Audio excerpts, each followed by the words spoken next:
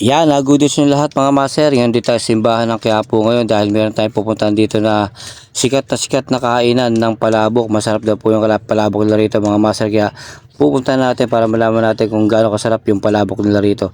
Ito nga pala mga master, sa hindi nakakalimit yung simbahan ng Quiapo.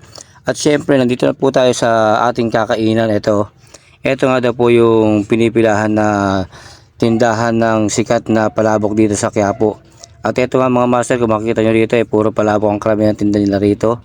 At ito yung mga laman nila mga master, ayan o. Kung nakikita nyo yung mga laman nila, overload na palabok, pwede kayong umorder dito.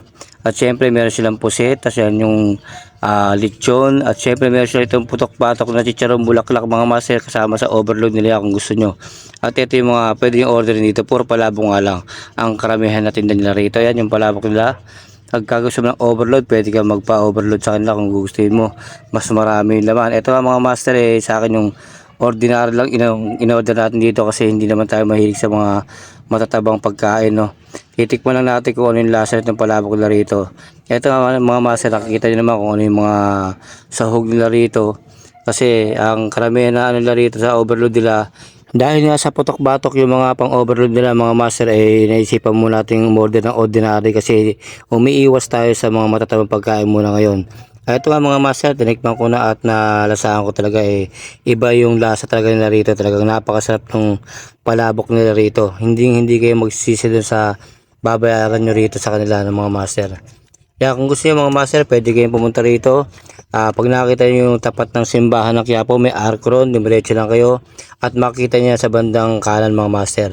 At ito nga mga master, yung pagdaan namin dito kanina, nadaanan ko na tong parinda na to, no. At ito nga mga master, na-curious ako dito dahil kanina dumaan kami dito, napakaraming tao rito. Kala ko kung ano yung parinda nila rito, no.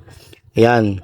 Kung nakita niyo mga master, ito ay gawa sa dragon fruit na ginawang juice. At dito nga si Sara Lopez, kung nakita niyan, may hawak siyang juice dyan. At gusto ko rin matikman kung anong lasa nito mga master dahil ngayon lang ako nakakita ng ganitong ginawa na juice na dragon fruit. Kasi karami naman nakikita ko mga pineapple, yung mga gulaman. Ito gawa sa dragon fruit mga master. At syempre nakita ko yung paglalagay ni Kuya rito, napakalinis yung ano nila. Yan o. Pati yung baso, nakita ko rito mga master, napakasaya kasi may benepisyo talaga makukuha rito. Kung nakita nyo naman no. May mga benefits kang makukuha pagka uminom ka nito. At ito nga mga master, tinikman natin dito para malaman natin kung anong lasa. Solid ang lasa nito mga master, kaya kung mapapunta ka rito, subukan mo, try mo para malaman mo kung totoo yung sinasabi ko. Kaya ito nga mga master, sa sarap nito umorder pa kami nito hanggang sa pag-uwi namin para matikman din ang iba. Ito ang mga master, napakasarap ito, no. Sa init ng panahon, ito talaga solid kasi mawawala yung init ng katawan mo dahil sa sobrang lamig at syempre sobrang sarap nito. Hindi mo makakalimutan na balik-balikan to mga master. Ito kung gusto nyo puntahan mga master, andito lang yan sa simbahan ng Quiapo, tapat siya ng arko.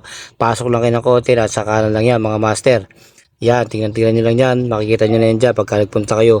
Pag di nyo nakita, tanong nyo na lang mga master. Maraming salamat at God bless sa inyo lahat.